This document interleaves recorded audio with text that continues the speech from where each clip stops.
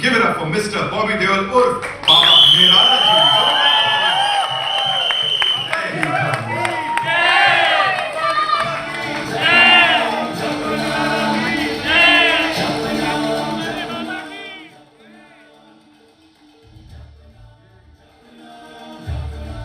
बाबा जी का नया रूप देख रहे हैं आप।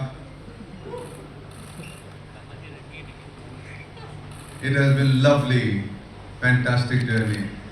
इससे ज्यादा विश्वास मुझे था इनके काम पे।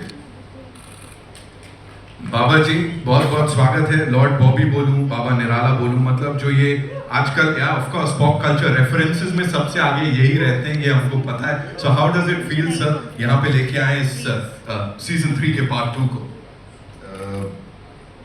ये सब हुआ एक ही इंसान की वजह से, वो मेरे साथ में खड़े हैं यहाँ पर, प्रकाश जी।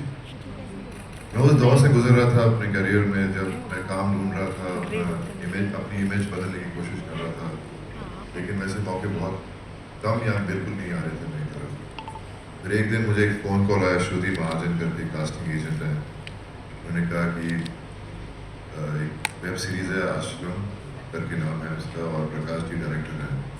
जैसे मैंने सुना प्रकाश जी का नाम, मैंने बोला ऐसी अपॉर्चुनिटी आ गई मेरे पास, क्योंकि मैं इतने सालों से प्रकाश जी के साथ काम करना चाह रहा था। कई साल पहले मुझे याद है जब पहली मुलाकात हुई थी इनके साथ, शायद इन्हें याद ना हो, मैं गुप्त फिल्म की डबिंग कर रहा था BR स्टूडियोज़ पे, और तब मैं पहली बार मिला था इनसे। फिर उसके बाद कई सालों बाद फिर से मेरे पास आए और कहा कि मुझे फिल्म करनी तेरे साथ, पर कुछ बात बनी नहीं। तो काफ़ी साल गुजर गए, और जब मैं इनके ऑफिस गया मैं बहुत नर्वस था, क्योंकि एक एक्टर की ज़िंदगी ऐसी होती है कि कहीं रिजेक्शन ना हो जाए, कहीं मतलब बात बने ना। पर मैं इनके साथ बैठा, इनका बहुत प्यारा सा ऑफिस है जहाँ बहुत सारे आपको तोते दिखेंगे, स्क्विरल्स दिखेंगे, और मैं बैठा, मुझे कहानी सुनाना शुरू किया इन्होंने, और मैं सुन रहा हूँ।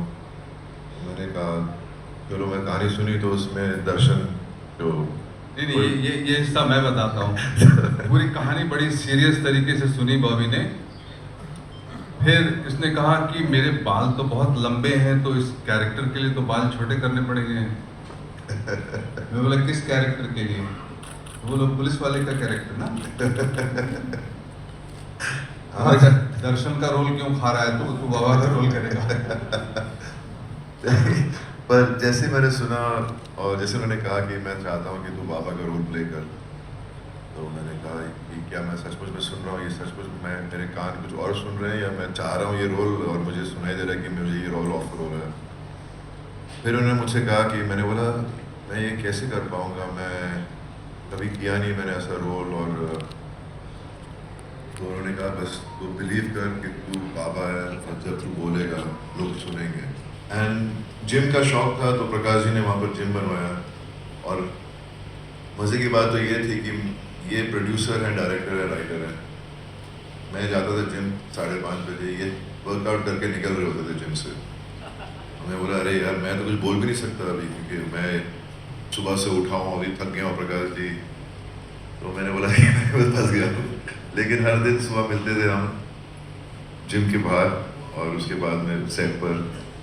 And it was an amazing journey. I am sorry I am talking too much, but ये आश्रम मेरे दिल के बहुत करीब है, और मुझे इतना प्यार मिला है इसकी वजह से। आप सब यहाँ पर हैं, आपके चेहरों पे मुझे वो स्माइल दिख रही है, उनकी आंखों में खुशी दिख रही है, क्योंकि इतना प्यार मिला कि मैं कभी सोच भी नहीं सकता था। ये मेरी शुरुआत थी एक किस्म से एज एन एक्टर, कि लोग मुझे पहचाने, मेरे काम को पहचाने।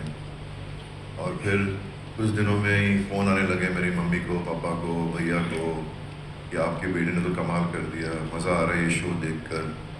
तो मैं जब उनके चेहरे पे वो खुशी देखी तो मेरी खुशी दुगना हो गई। मैं इतना मतलब चाह रहा था कि मेरे माँ बाप खुश हों कि उनका बेटा तरक्की कर रहा है, उसके काम को लोग इन्जॉय कर रहे हैं, रिस्पेक्ट दे रहे हैं।